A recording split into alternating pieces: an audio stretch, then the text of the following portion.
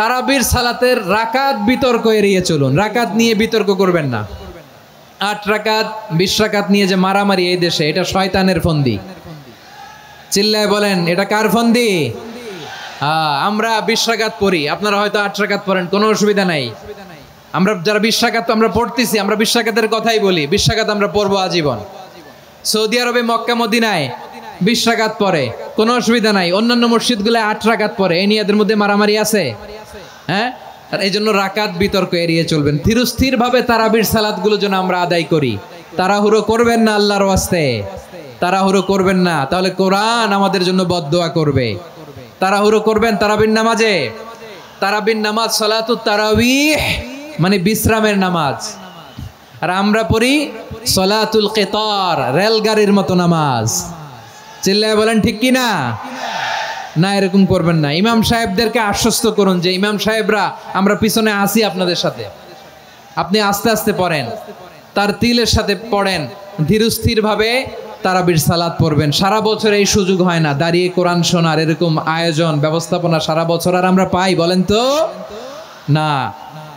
তারাবির সালাতের রাকাত বিতর্ক এড়িয়ে চলুন। রাকাত নিয়ে বিতর্ক করবেন না। 8 রাকাত 20 রাকাত নিয়ে যে মারামারি এই দেশে, এটা শয়তানের ফন্দি। চিল্লায় বলেন, এটা কার ফন্দি? আমরা 20 রাকাত পড়ি, আপনারা হয়তো 8 রাকাত পড়েন, কোনো অসুবিধা নাই। আমরা যারা 20 রাকাত আমরা পড়তেছি, আমরা 20 রাকাতের কথাই বলি। 20 রাকাত আমরা পড়বো আজীবন। সৌদি আরবে মক্কা মদিনায় 20 রাকাত পড়ে, কোনো অসুবিধা নাই। অন্যান্য মসজিদগুলো 8 রাকাত পড়ে। এই নিয়ে এদের মধ্যে মারামারি আছে? হ্যাঁ। আর এই জন্য রাকাত বিতর্ক এড়িয়ে চলবেন। প্রিয় ভাইয়েরা, আপনার আমল আল্লাহর কাছে কবুল হবে সংখ্যার বিচারে না উত্তমতার বিচারে বলেন তো? সংখ্যার বিচারে না উত্তমতার বিচারে? উত্তমতার বিচারে। কত চমৎকার ভাবে আপনি আল্লাহর সামনে দাঁড়াতে পারছেন এটা বিবেচ্য। রুকু সেজদাগুলো সুন্দরভাবে করবেন। রুকু থেকে সোজা হয়ে দাঁড়ানো ওয়াজিব। 2 সেজদার মাঝখানে সোজা হয়ে বসা ওয়াজিব।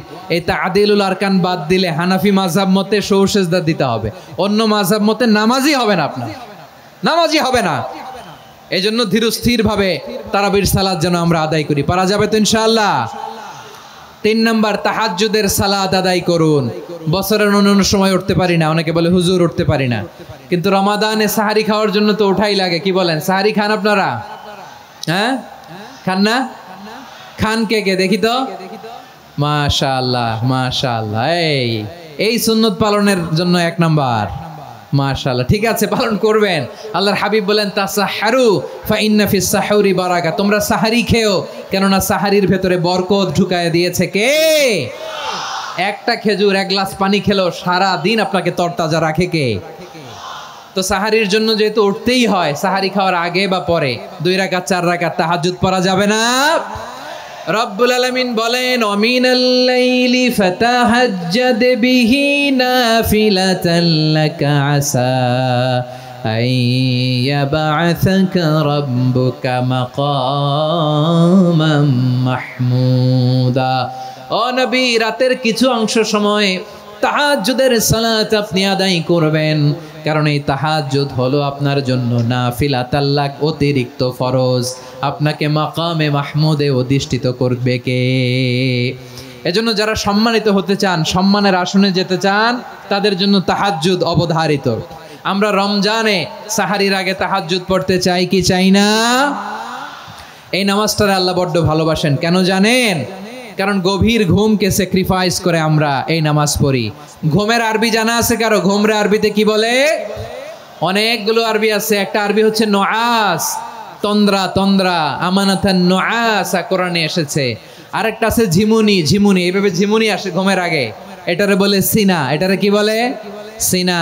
স্বাভাবিক ঘুমকে আরবিতে বলে নাউম। স্বাভাবিক ঘুমকে কি বলে? আল্লাহ এক আয়াতে এনেছেন লা তাখুযুহু সিনাতু ওয়ালা নাউম। আল্লাহর তন্দ্রা নাই, ঘুম নাই। ঘুমের আগে যে তন্দ্রা আছে ওইটাও নাই। তাহলে নুআস, সিনা, নাউম পেলাম। আরেকটা ঘুমের আরবি হচ্ছে হুজুদ।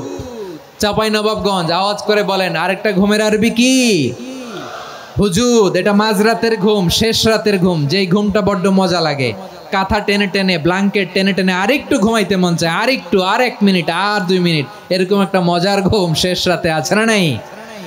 এই শেষ রাতের ঘুম, এই হুজুদের ঘুমকে স্যাক্রিফাইস করে যেই সালাত পড়া হয় ওই সালাতের আরবি নাম হচ্ছে সলাতুল হুজুদ বা সলাতুত তাহাজ্জুদ। চিল্লায় বলেন আল্লাহু আকবার।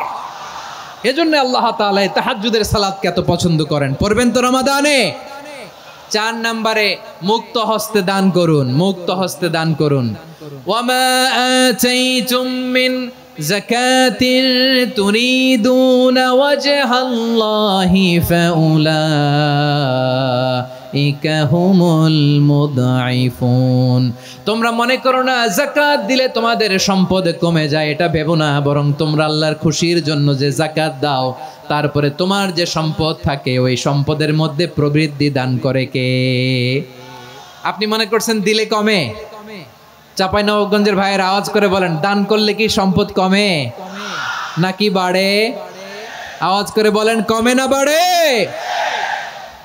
বাড়ে। যেটা দান করেন কামাসালি হাব্বা আম্বাতাত সাবআ সানাবিলা ফি কুল্লি সুমবুলাতিন মিয়াতি হাব্বা।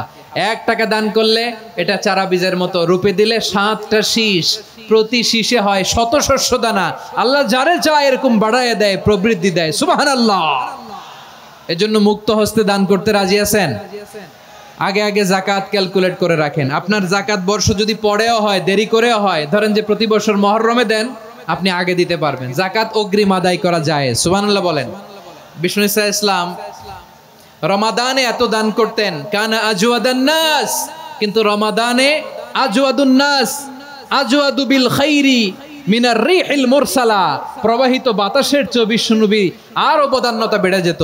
প্রবাহিত বাতাস যেমনি সবাইরে বাতাস দেয়, আস্তিক নাস্তিক মুমিন কাফির সবাইকে শীতল করে দেয়, তেমনি নবীজির রমাদানের দান ছিল এমন, কেউ নবীর কাছে চেয়ে ফিরে গিয়েছে এর নজির নাই। জোরে বলেন সুবহানাল্লাহ। রমাদানে দান করব, ইফতার শেয়ার করব। কাউকে ইফতারি করালে সারাদিন রোজা রেখে তার যে সওয়াব, আপনি ইফতার করানোর কারণে আপনার আমলনামায় ওই সওয়াব আল্লাহ ঢুকায় দিবেন। পড়েন সুবহানাল্লাহ। সাহাবারা বললেন, নবী আমরা গরিব মানুষ, ইফতারি খাওয়ানোর পয়সা নাই। আল্লাহর হাবিব বললেন, ওয়ালাউ বিমাজকাতি লাবান, 1 ঢোক দুধ, ওয়ালাউ বিতামরা, 1টাও খেজুর, ওয়ালাউ বিশারবাতিমা, 1 ঢোক পানি খাইয়েও যদি কারো রোজা ভাঙাও, তারপরে ওই সওয়াব তোমার আমলনামায় দিবে কে? তাহলে মুক্ত হস্তে দান করুন 4 নাম্বার। 5 নাম্বার হচ্ছে